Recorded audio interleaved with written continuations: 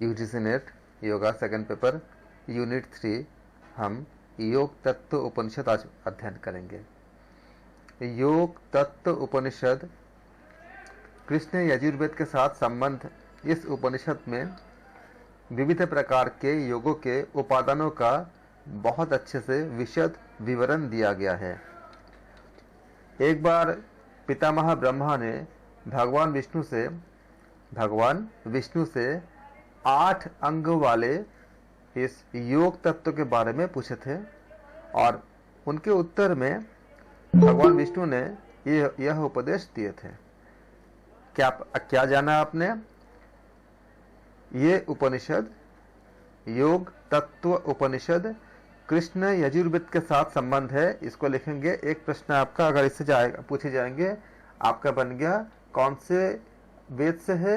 कृष्ण यजुर्वेद के साथ संबंध है। और इसमें क्या है, आप इसका उत्पत्ति कहाँ से हुई है? पितामह ब्रह्मा ने भगवान विष्णु से योग के 8 अंगों वाले इस योग तत्व के बारे में पूछे थे। तो योग तत्व उपनिषद में एक बात याद रखिएगा कि ये जो कथोपकथन होती है, इसमें अर्थ ये नहीं होता है कि मतलब उनको, जैसे माता पार्वती ने जब कुछ प्रश्न पूछते हैं वो लोक कल्याण के लिए पूछते हैं।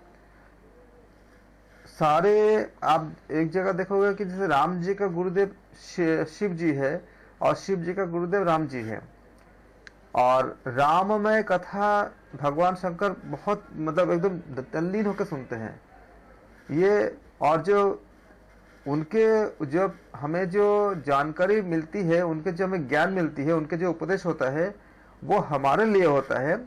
जैसे अर्जुन को अगर भगवत गीता बताया गया था तो वो बेसिकली एक तो था कि हनुमान जी को वरदान दिया गया था। हनुमान जी ने कहा था कि मुझे सत्संग सुननी है और आपके मुंह से सुननी है। तो कपिध्वज, इसलिए वो ऊपर बैठे थे ध्वजा के ऊपर। ये ज्ञान प्रभु चाहते, जैसे ही वेद के ज्ञान को एक ऋषि में, मतलब ब्रह्म ने ऋषिवर को ट्रांसफर कर दिए थे। तो ट्रांसफर भी कर सकते थे, लेकिन अगर ऐसा होता तो हमें नहीं मिलता, एक आम जनजीवन को नहीं मिलता। तो जब भी हमें कथोपकथन से मिलती है, मतलब क्या हुआ कि बहुत सारे प्रश्न ऐसा नहीं कि उनको नहीं पता, उनको पता होता है, लेकिन हम आम इंसान के लिए ये, ताकि हमें पता चले, ताकि हमें ज्ञान प्राप्त हो, इसलिए भी कहा जाता है। इसलिए पितामह ब्रह्मा ने भगवान विष्णु से 8 अंगों वाले इस योग तत्व के बारे में पूछे थे और उसके उत्तर में विष्णु ने यह उपदेश दिए थे। मैं इसलिए बार-बार इसको बता रहा हूँ कि पैटर्न चेंज हो रही है एग्जाम के। तो किसके माध्यम से किनको उपदेश दिए थे, इनके ऊपर भी प्रश्न में आ सकते हैं, इसलिए आप इसको नोट करेंगे। इसमें कैवल्य की प्राप्ति के लिए योग मार्ग को श्रेष्ठ बताया गया है। इसमें मंत्र योग, लय योग, हठ योग और राजयोग, ये 4 प्रकार के योग बताए गए हैं। एक क्वेश्चन बन सकता है, योग तत्व उपनिषद में कितने प्रकार के योग बताए गए हैं? तो आप याद रखोगे इसको कि क्या क्या बताया गया है। मंत्र योग, लय योग, हठ योग और राजयोग, ये 4 प्रकार के योग योग तत्व उपनिषद में बताए गए हैं। और क्रमशः उनकी ये 4 अवस्थाएं क्या क्या है आपका? आरंभ, घट, परिचय और निष्पत्ति अवस्था। अब ये इसमें से आप मैक्सिमम लोग फैमिलियर है, क्योंकि आप लोगों ने हर प्रतिपिका स्थिति आप लोग अच्छे से पढ़े हैं, सन बहुत अच्छे से समझाए हैं, और उसका आधार पर आप लोग सब जानते भी हो सारा चीज़ों को। तो यहाँ भी अगर ये प्रश्न आते हैं कि हठियो प्रतिपिका के अलावा और कहाँ कहाँ पर है, तो आप याद रखना कि इनके बारे में कहाँ क्या बताई गई है। योग तत्व उपनिषद में भी बताए गए हैं। और ये 4 अवस्था क्या है? आरंभ अवस्था, घट अवस्था, परिचय अवस्था और निष्पत्ति अवस्था। इनके ऑर्डर का ध्यान रखना, ऑर्डर पे प्रश्न पूछे जाते हैं। तो पहले क्या है? आरंभ अवस्था, फिर क्या है? घट अवस्था, फिर क्या है? परिचय अवस्था, और फिर उसके बाद क्या आता है आपका? निष्पत्ति अवस्था। ठीक है, इसको याद रखना। अगर आप इन सब चीजों को याद मतलब अच्छे से नोटिस करते हुए जाओगे तो एग्जाम में दिक्कत नहीं होगी। योग के साधकों और सिद्धों के आहार विहार दिनचर्या के बारे में भी बताया गया है। यौगिक सिद्धियों और साधना कालीन सावधानियों को भी जब हम साधना करते हैं उस समय जो सावधानियां होने चाहिए वो सावधानियों का भी निर्देश किया गया है। योग लभ्य अनिमादि 8 सिद्धियों की निस्संदिग्धता इनके बताते हुए भी अंतत्वगत्व जीवन के लिए आत्म तत्व का साक्षात्कार ये परम लक्ष्य है, ये बताया गया है। यह सूचित करते हुए ये बताया गया है, ये कहा गया है कि निर्वात दीपशिखा, निर्वात मतलब क्या हुआ, जब हवा नहीं चलती है तो निर्वात तो नहीं होती है तब, क्योंकि निर्वात का मतलब जब एयर, ऐसे निर्वात का शाब्दिक अर्थ होता है कि जिस जगह पे कोई हवा हो ही ना, उसको निर्वात कहते हैं। जिसको हम लोग भौतिक विज्ञान में हम ये कहते हैं कि आपका जहाँ पे वायु नहीं होता है, निर्वात उसको कहते हैं। लेकिन निर्वात दीपशिखा का मतलब ये होती है कि यहाँ थोड़ी सी आपको समझना पड़ेगा कि अर्थ क्या है। निर्वात मतलब जब हवा का मूवमेंट नहीं है तब दीपशिखा मतलब जो दीपक की जो लौ होती है, शिखा होती है, वो क्या होती है, एकदम स्थिर होती है, उसमें कोई मूवमेंट नहीं होता। तो जब हमारा चित्त जब एकदम एकाग्र होता है तो उसमें भी कोई मूवमेंट नहीं होता। तो यहाँ पे अर्थ जो बताया गया निर्वात दीपशिखा, इसका अर्थ यह है। शाब्दिक अर्थ में निर्वात ये होती है जहाँ कोई वायु ना हो, तो वायु नहीं होगा तो फिर आपका दीपक जलेगा नहीं, तो उतना लॉजिक को मत जाना। यहाँ पे जो अर्थ बताया गया है इसका अर्थ यह है कि हम अपने लक्ष्य की तरफ एकदम शॉर्ट हमारा दृष्टि रहे, हम उससे कहीं भी एकदम भटकते नहीं है। इसी को भगवत गीता में भी बताया गया है आपका कि जब वायु रहित, जब वायु जब नहीं चलता है तब जिस तरह से दीपक की लौ एकदम स्थिर होती है उसी प्रकार से हमारे अवस्था हो जाती है। इसको भी भगवत गीता में भी कई जगह इसके बारे में चर्चा की गई है। तो यह सूचित करते हुए कहा गया है कि निर्वात दीपशिखा की तरह अंतःकरण में आत्म तत्व का साक्षात्कार करके संसार चक्र से मुक्त हो जाना ही परम लक्ष्य होते हैं। हमने क्या पाया, हमने योग लभ्य अनिमादि 8 सिद्धियों की निस्संदिग्धता बताते हुए उसको उन्होंने समझाए हैं। समझाने के बाद अंततोगत्वा जीवन के लिए आत्म तत्व के साक्षात्कार ही परम लक्ष्य है, ये बताए हैं। यह सूचित करते हुए कहा गया है कि निर्वात दीपशिखा की तरह अंतःकरण में आत्म तत्व का साक्षात्कार करके संसार चक्र से मुक्त हो जाना ही परम लक्ष्य है। यह उपनिषद की सभी उपनिषद की तरह क्या है, यह आपका फलश्रुति मतलब जब हम सुनते हैं उसका भी श्रुति मतलब सुनना होता है।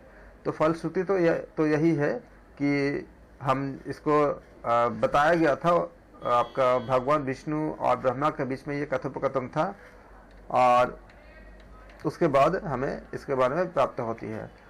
आप लोग इसको जरूर जानेंगे कि कुछ कुछ उपनिषद क्या है, गुरु शिष्य के बीच में संवाद होता है। कुछ कुछ जगह पे आपका जैसे भगवान के आपस में संवाद होता है। कुछ कुछ जगह पे आपका कुछ प्रश्नों के द्वारा होता है, और कुछ कुछ जगह पे देवताओं के मध्य में होती है, देवता और ब्रह्म के बीच में होती है। किसके बीच में कब कहाँ पे क्या हुआ उसको आप लोग अच्छे से जानोगे। फिर शांति पाठ में वही हम जानते हैं, ओम सहना भवतु सहना भुनक्तु सह वीर्यम। बताओ क्या क्या होती है, सहना भवतु सहना भुनक्तु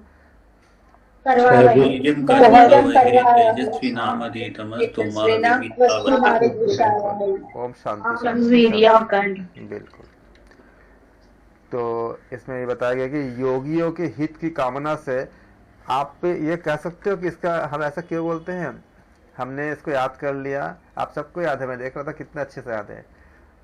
हम ऐसा क्यों बोलते हैं, सहना भवतु सहनो भुनक्तु, ऐसा इसका वैज्ञानिक दृष्टिकोण। चलो अभी एग्जाम हो जाए फिर बताऊंगा आपको, जब जून का एग्जाम होंगे।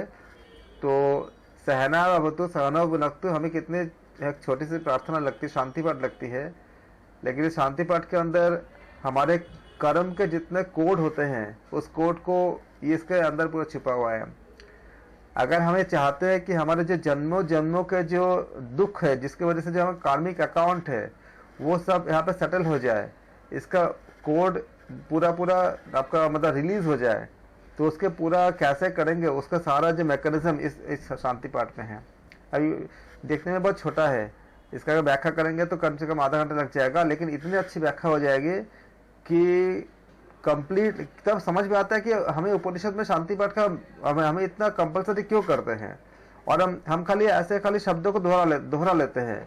जब हम इसका व्याख्या को समझेंगे तो इसके मीनिंग को समझते हुए जब हम शांति पाठ करेंगे तो उसका पता है, उसका जो इम्पैक्ट आपके बॉडी पे, आपके माइंड पे, एक एक न्यूरॉन पे आती है। जब आप इसके मतलब को, इसके अर्थ को क्यों बताया गया है, इसका क्या आउटपुट है, हमें जीवन में कैसे हमारे जो जन्मों जन्मों के जो कर्म है वो कैसे सेटल हो सकती है, और उसके बाद आप जो भी यौगिक क्रिया करोगे आपके मन में कोई द्वंद्व आके आपको सताएगा नहीं, आपको डिस्टर्ब नहीं करेगा। जब इस क्रिया को पूरा समझ के जब इसको पूरा अप्लाई कर लोगे तो क्या होगा कि जिस समय आप कुछ ध्यान में जाते हो, अक्सर यह होता है ना, हम अंतर्मुखी हो नहीं पाते, बहुत से थॉट आती है, बहुत से सोच आती है। विज्ञान भी कहता है कि 70,000 थॉट डेली आते हैं और उसमें से 90 से 95% नेगेटिव होती है। क्यों नेगेटिव होती है? ये सारा चीज आपका डिसॉल्व हो जाती है जब इसके पूरे व्याख्या को एग्जैक्टली समझोगे। लेकिन जब समझोगे तो इसके अंदर मनोविज्ञान भी आएगा और कंप्लीट एनाटॉमी का बहुत से पार्ट आएंगे, साइकोलॉजी तो आएंगे ही आएंगे, एनाटॉमी का बहुत से पार्ट आएंगे, और साथ साथ आपका जो हमें जो शास्त्रीय जो ज्ञान, शास्त्रीय जो पक्ष है वो भी आएगा। तो जब जून के लिए जब हम तैयारी करेंगे तब इसको हम बहुत अच्छे से व्याख्या करेंगे, जब टाइम अच्छे से होगा हमारे पास। लेकिन वो व्याख्या एक माइलस्टोन होगा, मतलब उस व्याख्या से आपको बहुत ज्यादा फायदा होगा। जब उस व्याख्या को समझते हुए जब इसको हम जब प्रार्थना करेंगे तो देखना यही बैठे बैठे आपको एक कितनी ज्यादा एक अलग तरह से फील हो जाएगा। एक मतलब सात्विक एक आपका स्पिरिचुअल फीलिंग्स इसी जगह बैठे मतलब मिलेगा। और फायदा इसका ये होगा कि आप अपने घर में भी बैठ के जब आप ध्यान में जाने की कोशिश करोगे तो आप ये पाओगे कि आप जा पा रहे हो, आपका ऑब्स्टिकल, आपके बाहर से जो थॉट है ये सब नहीं आएंगे। विज्ञान के जो नियम को भी आप चुनौती कर दोगे कि 70,000 थॉट नहीं आएंगे। बहुत से लोग ऐसे हैं जिनको नहीं आता है, जो इनको इस चीज को फॉलो करते हैं। तो योगियों की हित की कामना से मैं योग तत्व के बारे में कह रहा हूं, जिसे सुनकर या पढ़कर मनुष्य सभी पापों से मुक्त हो जाते हैं।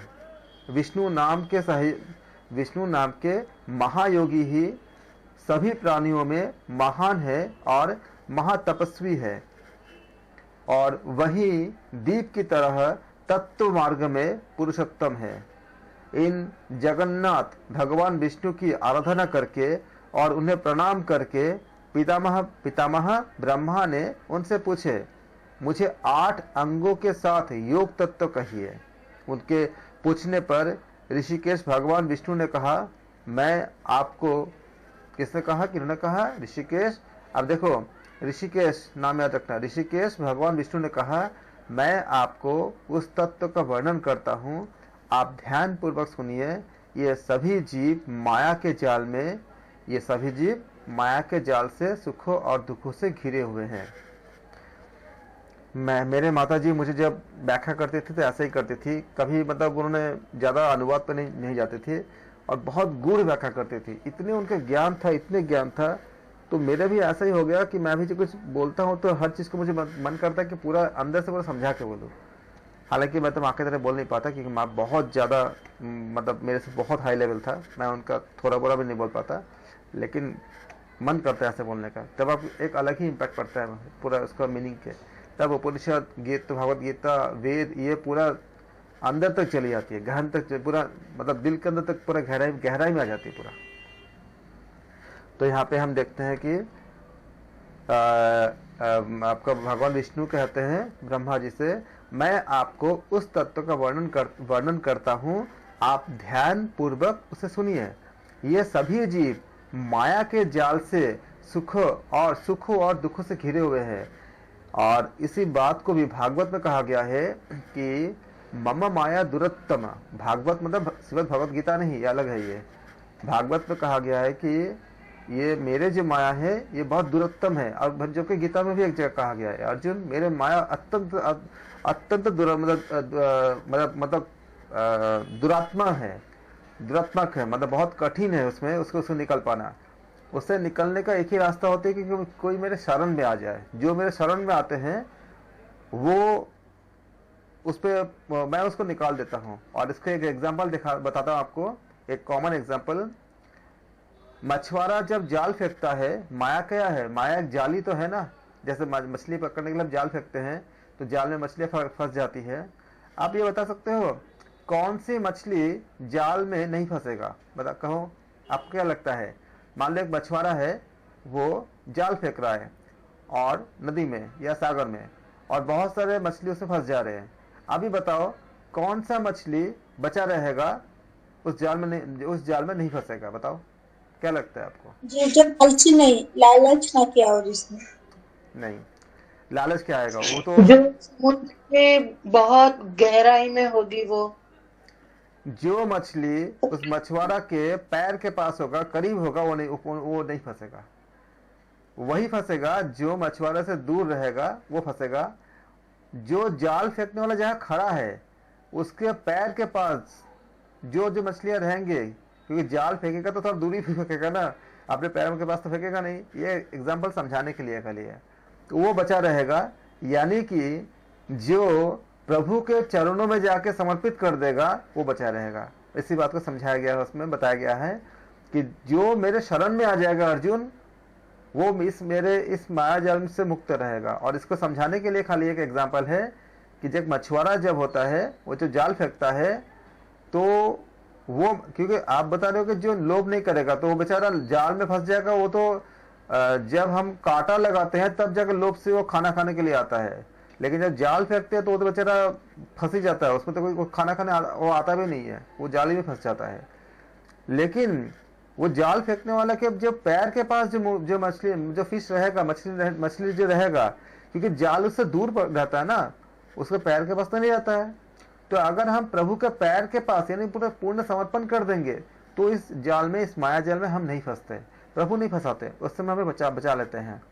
और क्योंकि ये माया भी उनकी है और आपका ये मोक्ष भी उनकी ही है। हमने पढ़ा था ना कि ब्रह्म के तमोगुण, सतोगुण, रजोगुण, पक्षी के साथ हमने हंस के साथ उसमें हमने देखा था उपनिषद में। तो इसी को बताया गया है कि ये सभी जीव माया के जाल से सुख और दुख से घिरे हुए हैं। अलग अलग ग्रंथों में यही बात बताया गया कि मम माया दुरत्तम, अर्जुन मेरा माया अत्यंत दुरत्तम है। इसी माया से बचने के लिए सुखदेव ने सालों तक माँ के पेट पे रहे थे और निकल नहीं रहे थे। तो जब बोले निकलने के लिए तो बोले, हरि से बोले नहीं, पहले आप प्रतिज्ञा करो मेरे को, वो बोलो कि मैं निकलने के बाद आपके मायाजाल में फंसूंगा नहीं। तब हरि ने बोला ठीक है, मेरे माया तुमको स्पर्श नहीं करेगा। तब जाकर निकला। आप लोग पढ़ना, भागवत पढ़ना, बहुत बहुत आनंद आएगा, बहुत आनंद आएगा। तो कैसे सुखदेव ने, कैसे उनका जन्म हुआ, किस तरह से आपका सारा इतने बड़े कैसे तपस्वी बने। और सुखदेव स्वयं आए थे परीक्षित राजा को जब श्राप मिला था कि उनको एक हफ्ते के अंदर तक्षक आके उसको काट लेंगे, तो उस समय 1 हफ्ते तक भागवत का पाठ हुआ था। और उस समय के सारे पढ़ना बहुत अच्छा लगेगा आप लोगों को। तो यहाँ हम देखते हैं कि ये सभी जीव माया के जाल से सुखों और दुखों से घिरे हुए हैं। उन लोगों की जो घिरे हुए हैं, उन लोगों की मुक्ति करने वाला, माया जाल को काटने वाला, जन्म मरण जरावस्था और रोगों का नाश करने वाला मार्ग तो यही है कि जो कि आपने पूछा है ब्रह्मदेव, जो आपने पूछा है। इसके अतिरिक्त दूसरे मार्गों का अनुसरण करने से, अगर दूसरे मार्ग का कोई अनुसरण करता है तो कैवल्य का पद बड़ी कठिनता से मिलता है। ऐसा नहीं कि नहीं मिलता, और भी रास्ते हैं।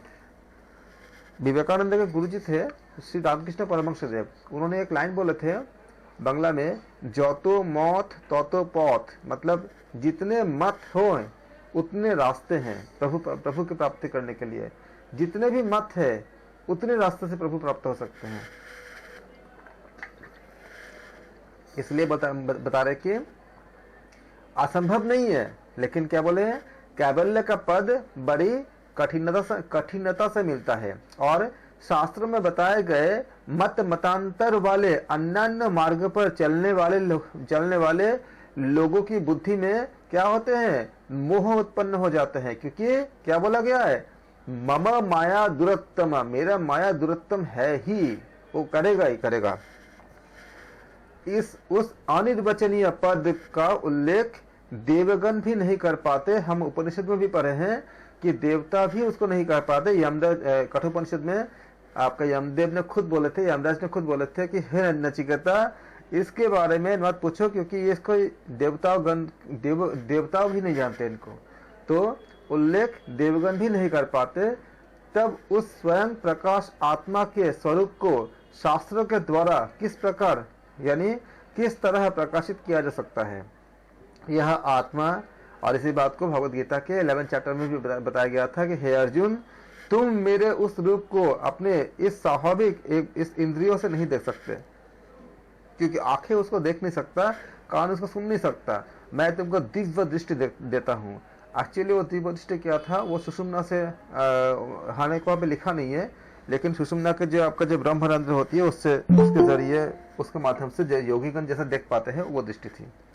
हमने एक दिन आपको विज्ञान के एंगल से बताया था कि डायमेंशन बताया था मैंने आपको, कि इस डायमेंशन का आधार पे हम इसको देख सकते हैं। जब हमें उस स्थिति तक हम या तो हम योग बल से प्राप्त करें, या फिर जो परम योगी है भगवान विष्णु, भगवान शंकर, हमें वो ज्ञान, वो बल दे दे।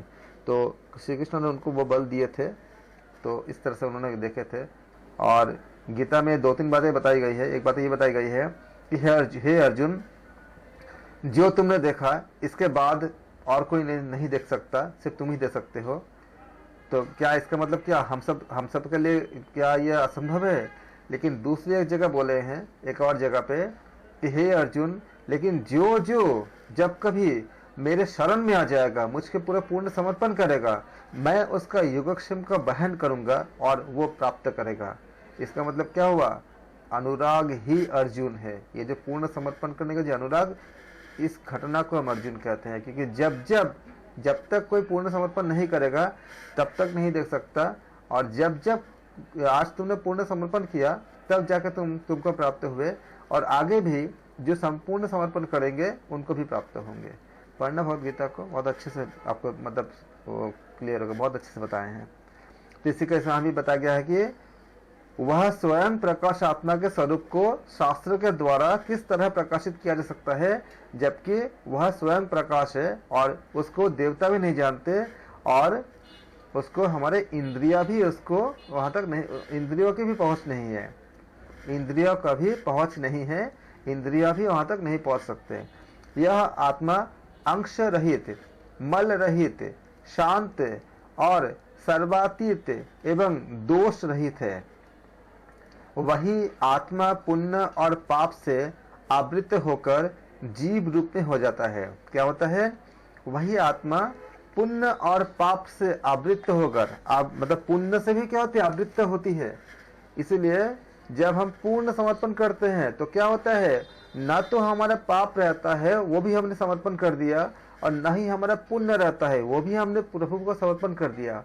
तो हम क्या करते हैं? हम अपने सारे पाप, सारे पुण्य, सारे अपने शरीर, मन, प्राण, आत्मा, सब कुछ क्या किया? हमने समर्पण कर दिया। कि जैसे आप अगर एक मकान को आप खरीद कर किसी को दे देते हो, तो मकान के अंदर जितने सब चीजें होती है सब उसी को हो गया, उसमें दरवाजा, खिड़की, अच्छे बुरे जो भी चीजें सब उसको हो गया। उसी प्रकार से हमारा शरीर रूपी जो मकान है, इसे सब कुछ हमने दे दिया उनको। तो क्या हुआ? जितने पाप है वो भी हमारा समाप्त, पूर्ण खत्म हो जाते हैं, क्योंकि पूर्ण समर्पण कर दिया। और जो पुण्य है वो भी हमने क्या किया? हमने उनको दे दिया। जैसे एक मकान आपने खरीदा और किसी को आपने गिफ्ट कर दिया, किसी को दान दे दिया, किसी को दे दिया आपने, तो क्या किया? उस मकान के अंदर जो भी अच्छे हैं और जो भी बुरे हैं, आपका किसी में भी कोई अधिकार नहीं रहा, सब कुछ उसका हो गया। उसी प्रकार से जब हम इसको दे देते हैं तो पुण्य और पाप दोनों से क्या होती है? हम अलग हो जाते हैं। और अगर ऐसा नहीं करते हैं तो वही आत्मा पुण्य और पाप से आवृत होकर क्या होता है? जीव रूप में हो जाता है, जो हमें जन्म के रूप में मिलती है, और जिस चक्र में हम फंसते हैं और हमको जन्म मरण के साइकिल में हम घूम जाते हैं।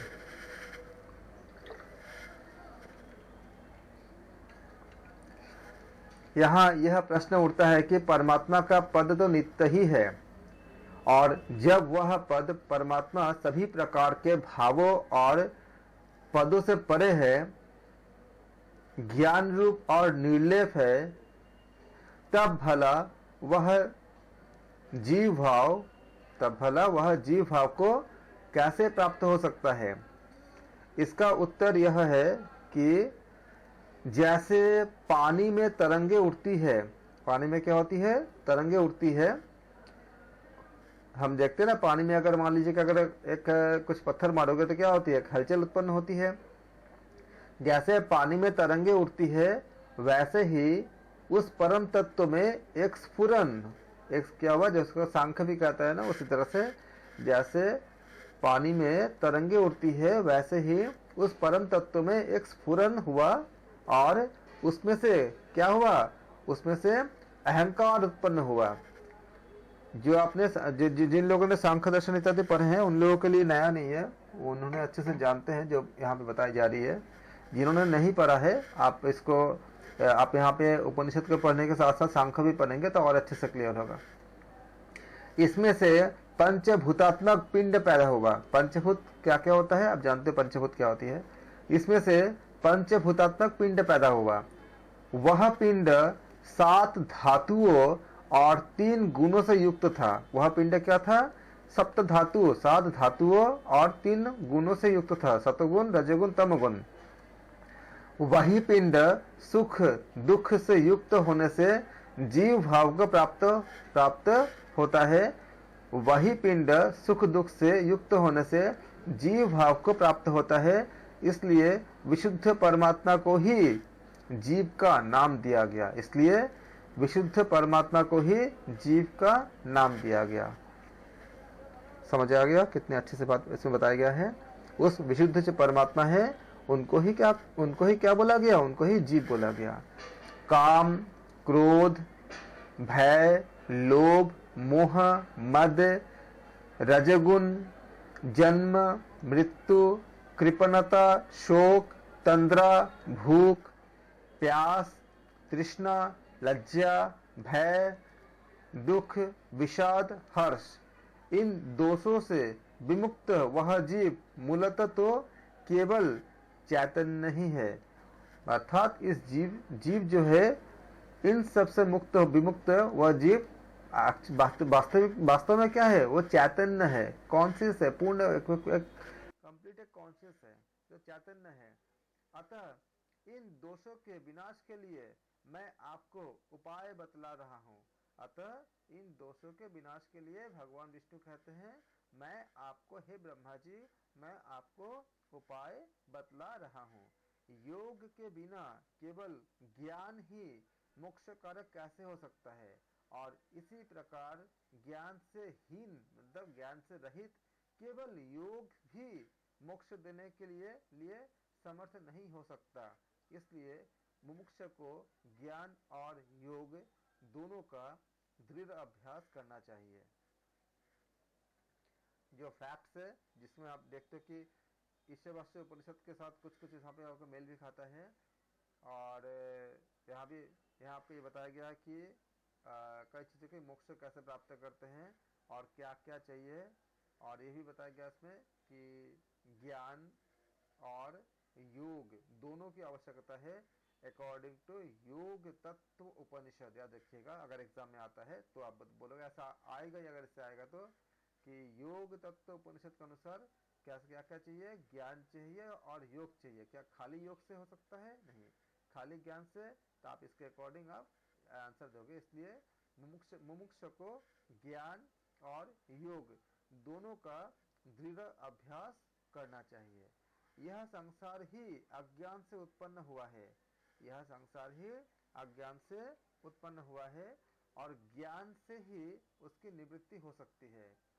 आदि में ज्ञान का ही स्वरूप होता है और ज्ञान के द्वारा ही ज्ञेय को प्राप्त किया जा सकता है। दर्शन से के साथ काफी समानताएं हैं। जिन्होंने दर्शन का अच्छा जिनको ज्ञान है उनके लिए बहुत इजी और काफी अच्छे से कनेक्ट कर पा रहे हो आप लोग, क्योंकि सबको दर्शन आता है, मुझे पता है। जिस मनुष्य ने अपने चैतन्य रूप परम पद को जान लिया है, जो पद अंश रहित, विशुद्ध, साक्षात, सच्चिदानंद स्वरूप उत्पत्ति स्थिति नाश के स्फुरन से जो रहित है वही सच्चा ज्ञान है। अर्थात सर्जन पालन विसर्जन शून्य अंश रहित शुद्ध चैतन्य ही ज्ञान है। वह ज्ञान मैंने आपको बताया हे ब्रह्मा जी।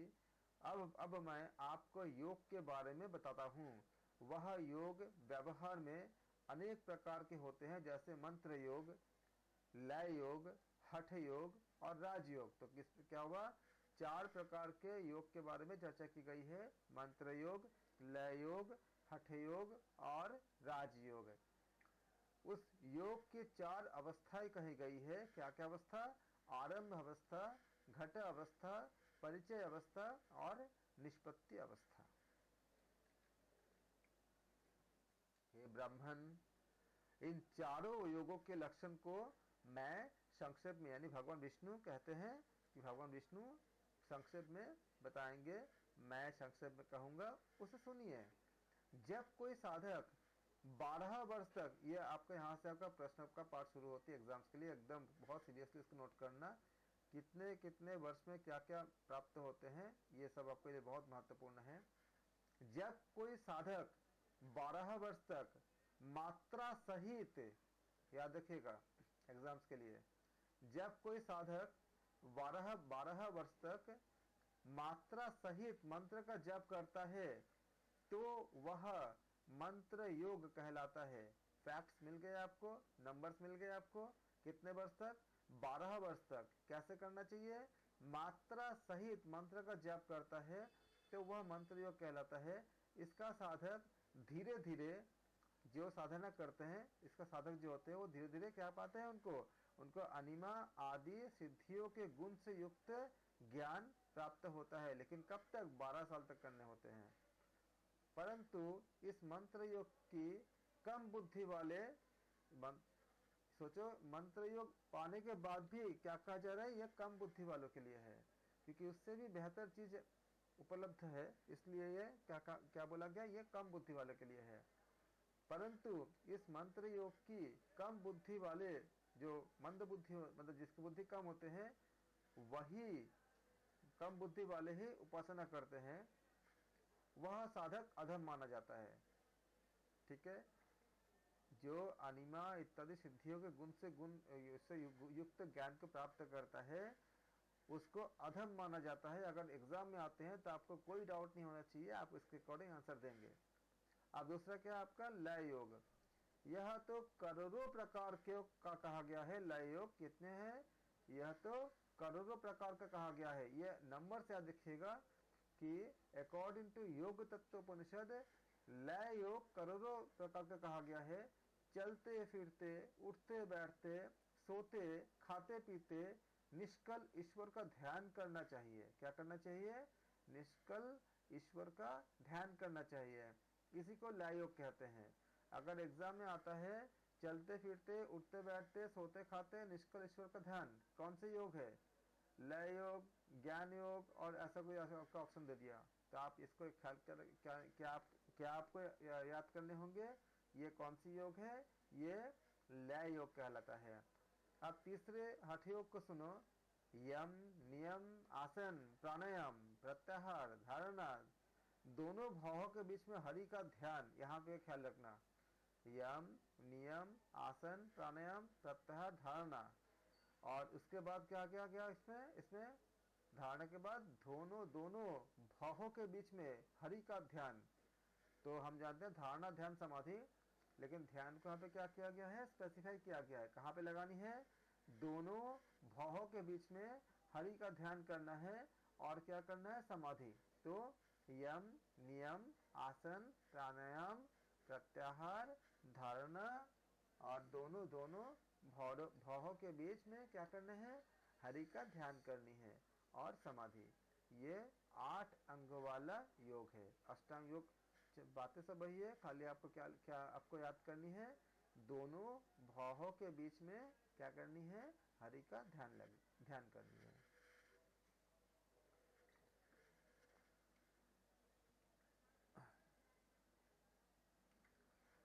हठ योग में महामुद्रा, महाबंध, महावेद, खेचरी मुद्रा, जालंधर बंध, उद्यान बंध, मूल बंध, दीर्घ प्रणव अनुसंधान, परम सिद्धांत श्रवण तथा वज्रौली, अमरौली और सहजौली, ऐसी 3 मुद्राएं आती है।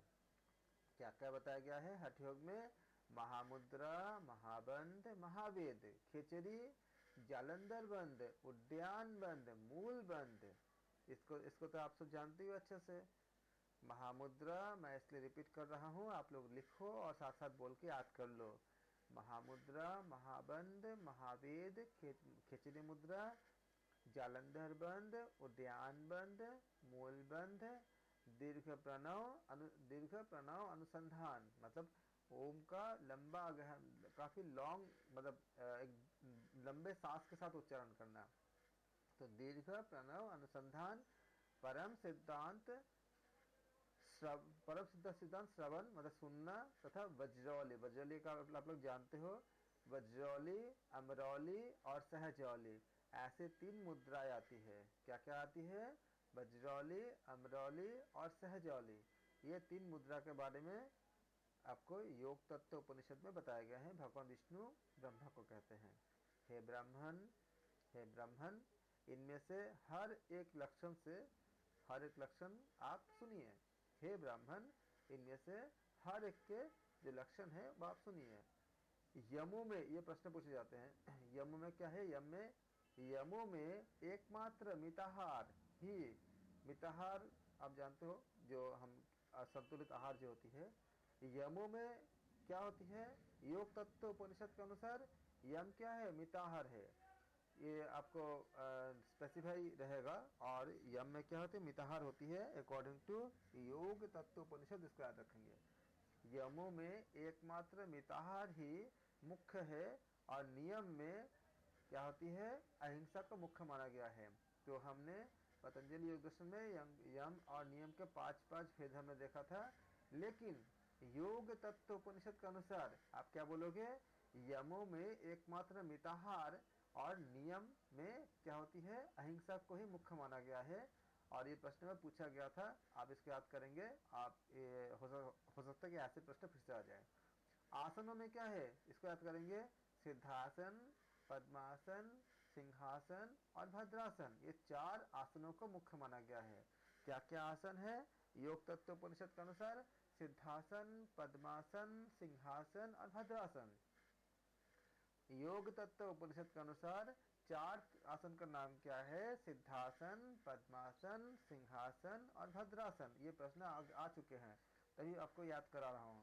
माइक खोल के या माइक बंद करके कैसे भी उसको मेरे साथ रिपीट कीजिए। आसनों में क्या है आपका?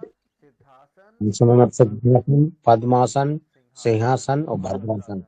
4 आसन मुख्य है। 4 आसन मुख्य है। सिद्धासन, हाँ जी, पद्मासन, सिंहासन, भद्रासन, 4 आसन मुख्य बताए गए। जी, ताकि आपको सिद्धासन, पद्मासन, हाँ जी बोलिए। सिंहासन, भद्रासन। सिद्धासन, पद्मासन, सिंहासन, भद्रासन, सिद्धासन, पद्मासन, सिंहासन, भद्रासन, सिद्धासन, पद्मासन, सिंहासन, भद्रासन। पद्मासन, सिंहासन, भद्रासन। इससे होगा क्या कि कम से कम, हाँ बिल्कुल, आप ऐसे याद कर लेंगे, 5-6 बार बोलेंगे तो इसको हो जाएगा अच्छे से। सिद्ध पद्मासन। और ये हठ प्रदीपिका वाले ही है ना, जैसे यम और नियम भी और आसन भी? हाँ जी, काफी तो समानता है ही। उन्होंने पहले बोला ही है ना कि आप उसमें भी यही मुख्य मुद्दाएं हैं। खाली नाम को याद रखेंगे। और कई जगह पे ऐसी होती है कि आप तभी नाम ही को याद रखेंगे, क्योंकि कई जगह पे आप आगे देखोगे कि वज्रासन तो बोलते हैं लेकिन वो एक्चुअली सिद्धासन ही होती है, जो उनका जो क्रियाविधि कही जाती है।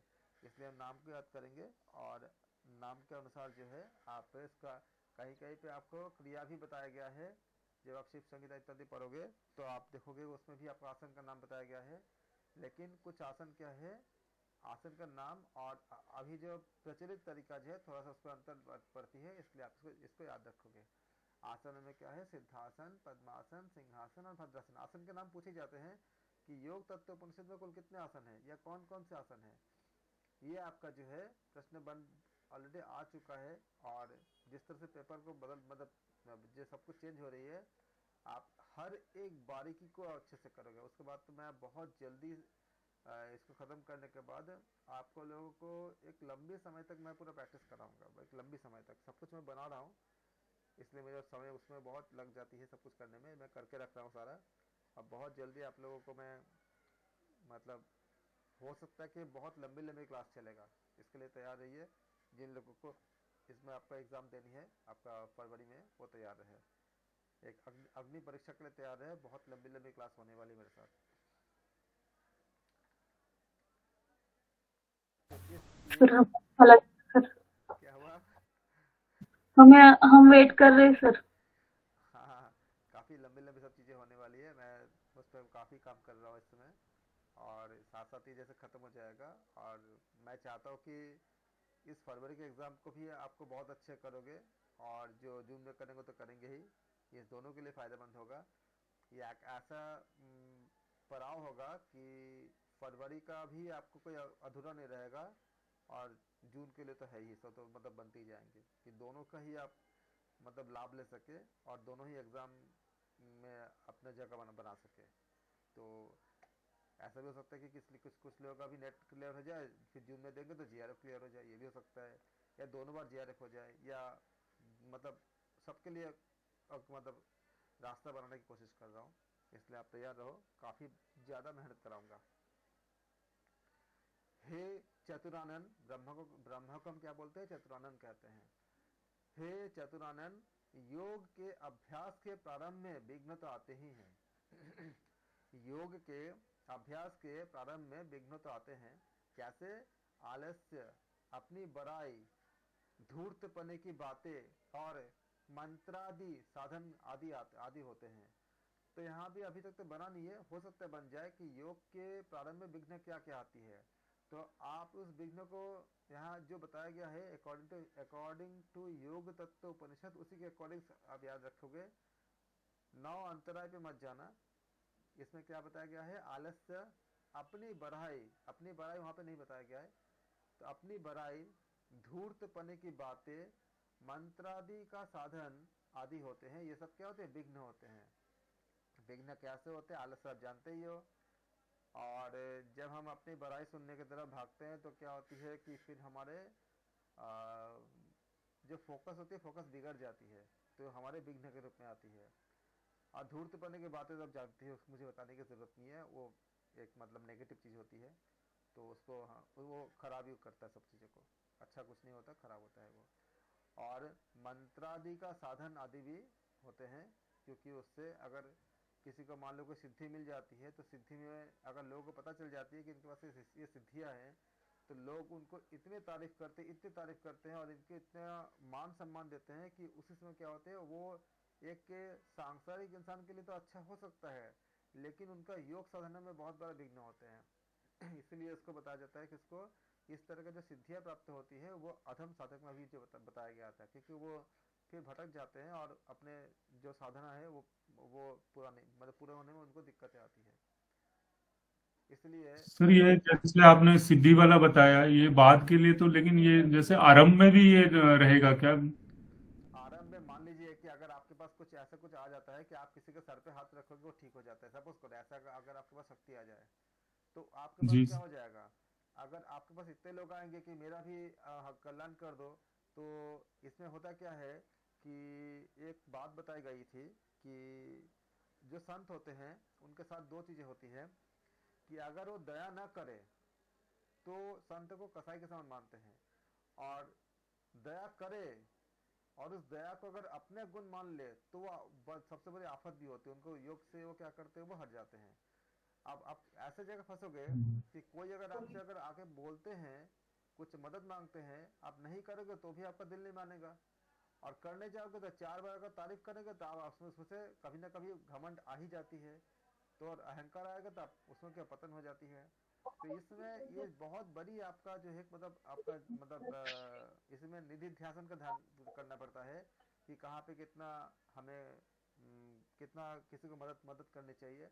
मदद करनी चाहिए, लेकिन उस मदद के लिए एक जहां तक हो सके सामने बिना आए करना चाहिए, कि मैंने मदद किया ये कोई जाने, ये बिल्कुल नहीं होना चाहिए। वो जानेगा तो क्या होगा, वो आपको परेशान करेगा। आपने उसको मदद किया, और इसीलिए कुछ लोग कहते हैं ना कि मतलब वो दान देते हैं लेकिन दान में नाम नहीं देते, इसलिए कि किसी को पता नहीं चलता कौन दिया। लेकिन उसके भी अपने मेरिट डिमेरिट है। अगर पता नहीं चलेगा तो हो सकता है कि आप दान सही जगह तक पहुंचे ही ना, क्योंकि उनके पास रिकॉर्ड ही नहीं रहेगा कि दान किसने दिया। ये सब भी चीज़ें होती है। तो आप मतलब उस समय हमें बहुत अच्छे से हमें ध्यान रखना पड़ता है कि हम जो दान करते हैं वो सही व्यक्ति तक पहुँचे, और ज़्यादा हमारा दिखावा भी ना हो, क्योंकि दिखावा रहेगा तो उससे अगर मान लीजिए कि सबने आपको तारीफ कर दिया और आपका अच्छा लगने लग गया, और जिस दिन आपका अच्छा लगने लग गया फिर आप सोचोगे हाँ थोड़ा सा और तारीफ करें, तो करते करते क्या होगा, वो आप भटक जाओगे। इसलिए शुरू में हो या अंत में हो, हाँ जहाँ तक जितना संभव हो सके मदद कर दिया, लेकिन सामने ना आए तो ज़्यादा बेहतर है, ताकि आपके अंदर कोई विघ्नता, जिससे कहा ना कि आपका उसमें हाटियों प्रदीपिका में लोक संग परित्याग क्यों बोला गया, इसीलिए इसी कारण से बोला गया है। ऐसे बहुत सारे हमारे पास, मेरे सामने तो बहुत सारे ऐसे एग्जाम्पल्स हैं, मैंने बचपन में देखा है कि जिन लोगों के, कई लोगों को मैं जानता हूँ जिनके पास ऐसे सिद्धियाँ आ गई थी, और उनमें से कुछ लोग ऐसे हैं, मैं उनको बहुत अच्छे से जानता था कि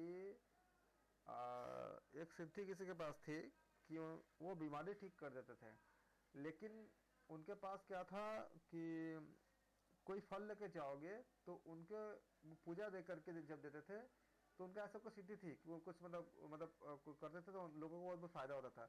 लेकिन उनके साथ ये होता था कि वो कभी कभी सामने नहीं आए, कभी भी उनको मैंने सामने देखा ही नहीं कि मतलब वो व्यक्ति है कौन, लेकिन लोग कहते थे कि उनको काफ़ी सिद्धि प्राप्त थी। तो ऐसे बहुत से लोग होते थे जो सामने नहीं आते लेकिन लोगों को मदद कर देते हैं। आज भी जो हिमालय में जितने आपका जो मुनि ऋषि जो तपस्या कर रहे हैं, वो बिना हमारे सामने आए अपने वाइब्रेशन से हमेशा मदद कर रहे हैं, हमेशा कर रहे हैं।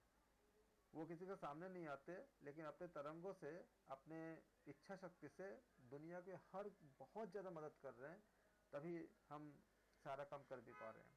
तो इसलिए कहा गया कि ये क्या होती है आपका, इसको हमें बाधा उत्पन्न करती है। और इसमें ख्याल रखना कि आलस्य अपनी जी बड़ाई धूर्तपने की बात है, क्योंकि जिनको सिद्धियां प्राप्त होती है उन सिद्धियों की व्याख्या आप पश्चिमी विज्ञान से नहीं कर सकते। उन सिद्धियों के जो आपका जो वैज्ञानिक व्याख्या जो है, पश्चिमी विज्ञान जो बताता है उसके अंदर आता ही नहीं है। तो उनको लगता है कि ये वो चीज़ें मतलब उसको समझा ही नहीं पाते, समझ भी नहीं पाते। लेकिन उनके अंदर भी चेंजेस लाता है, बहुत चेंजेस लाता है, लोग फॉलो भी करते हैं। वहाँ पे आप जाओ, कितने अच्छी जगह हरिनाम होता है, कृष्ण नाम होता है, या उनका वहाँ भी आपका सारे चीज़ें होती है। जैसे कोई आपका मान लीजिए कि गुरु आपका जो चर्च जाते हैं, मंदिर जाते हैं, मस्जिद जाते हैं, सब कुछ यहाँ पे होती है, सारा पूजा पाठ सब कुछ होते हैं।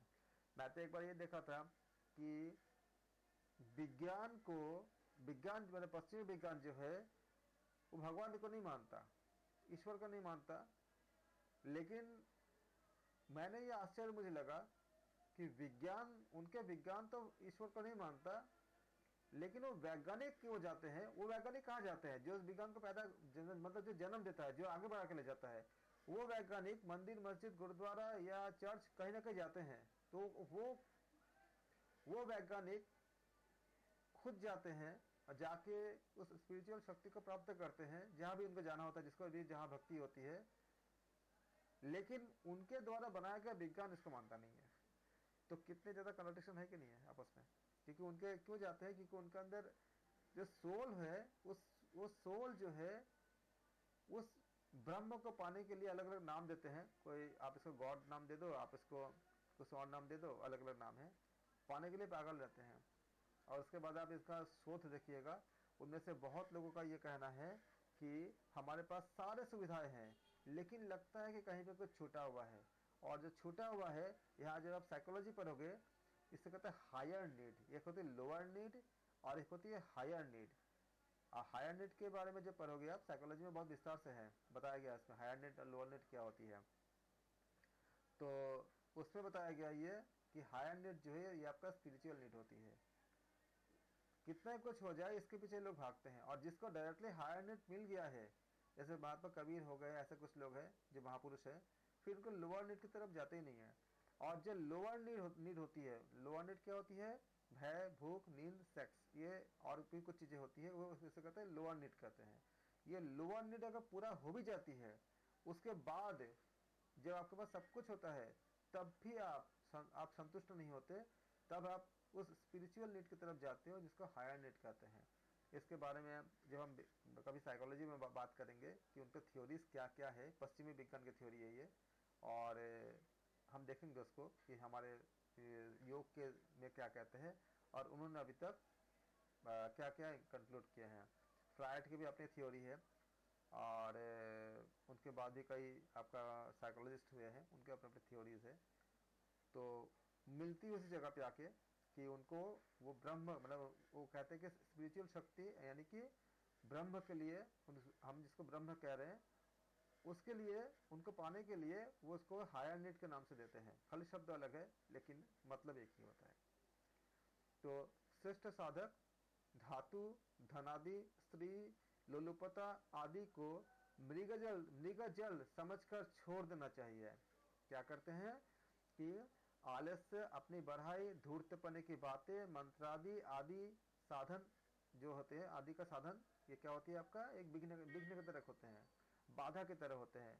जो श्रेष्ठ साधक होते हैं, श्रेष्ठ साधक को धातु यानी धन आदि, स्त्री, लोलुपता आदि मृगजल छोड़कर, मृगजल समझकर उसको छोड़ देना चाहिए और अपने पुण्य के प्रभाव से सभी विघ्नों को हटा देना चाहिए।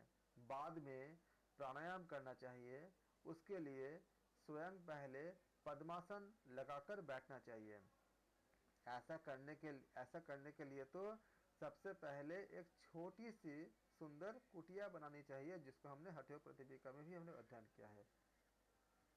उसका द्वार छोटा, देखो वही बात है ना जो आपने वहाँ पे पढ़ा है।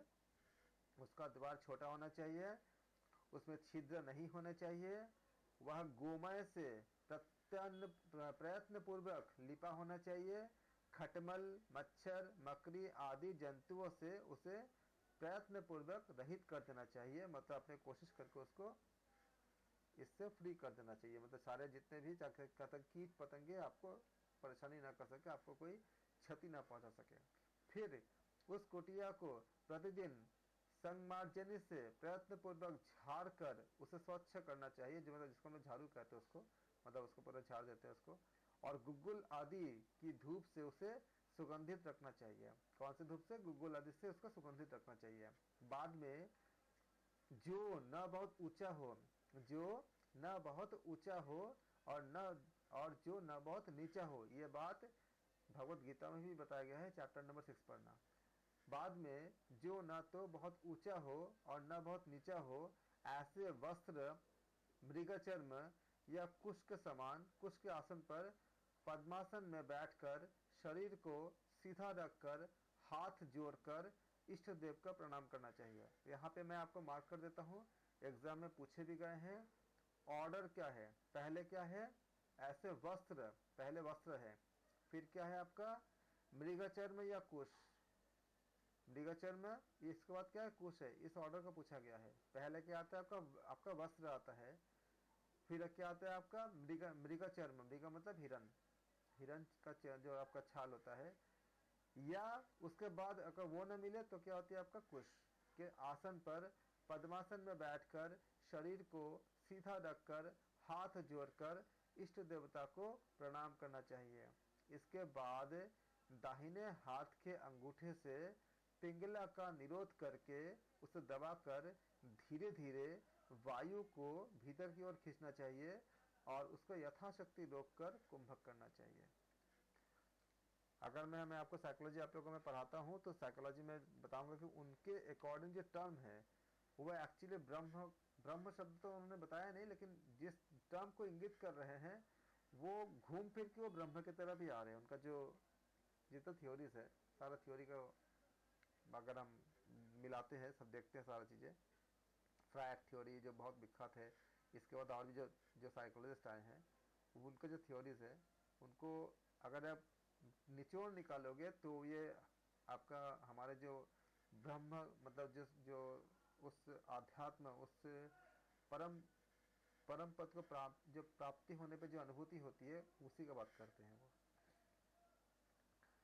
इसके बाद पिंगला द्वारा उसे हमने देखा क्या कि इसका क्या बताया गया इसमें, वायु को भीतर की ओर खींचना चाहिए और उसे यथाशक्ति रोककर कुंभक करना चाहिए। यहाँ पे आपने कुंभक को आपने कंप्लीट किया।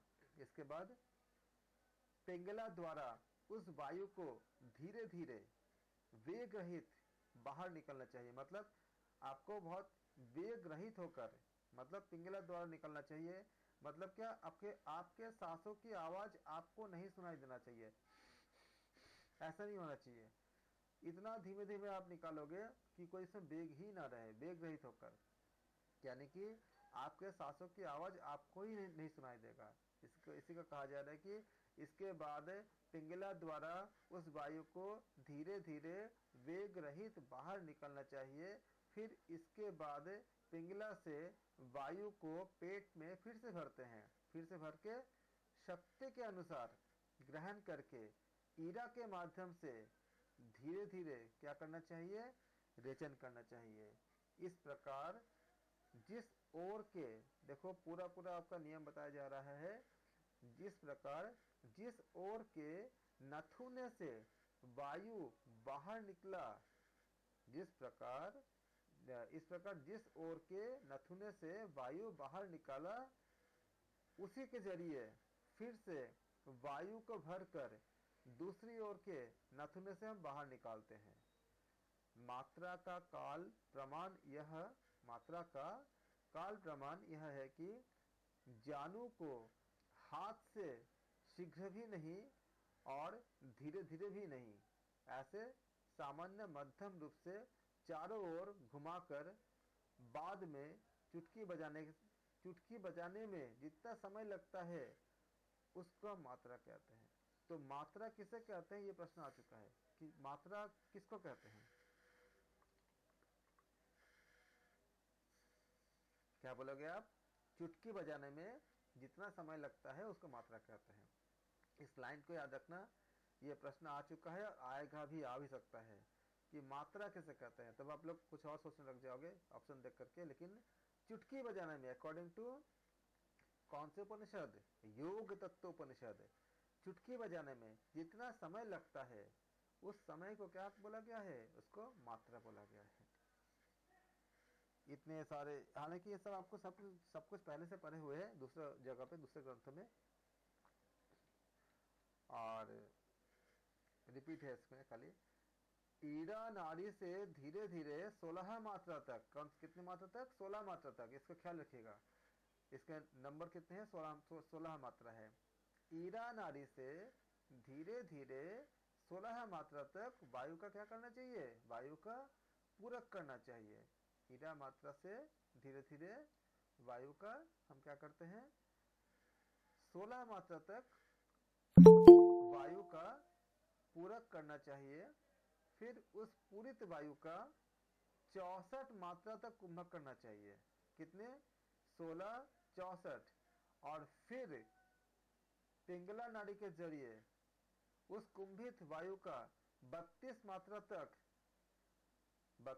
तक के काल रेचन करना चाहिए। तो कितना हो गया, आपका रेशियो निकालिए, कितना हो गया, 16:64:32, यानी क्या हो जाएगा आपका 1:4:2 आ गया। सेम बात, सेम ही हम कहते हैं ना कि 1:4:2, लेकिन 16, 16, 64, 32, इसी को बोलेंगे 1:4:2।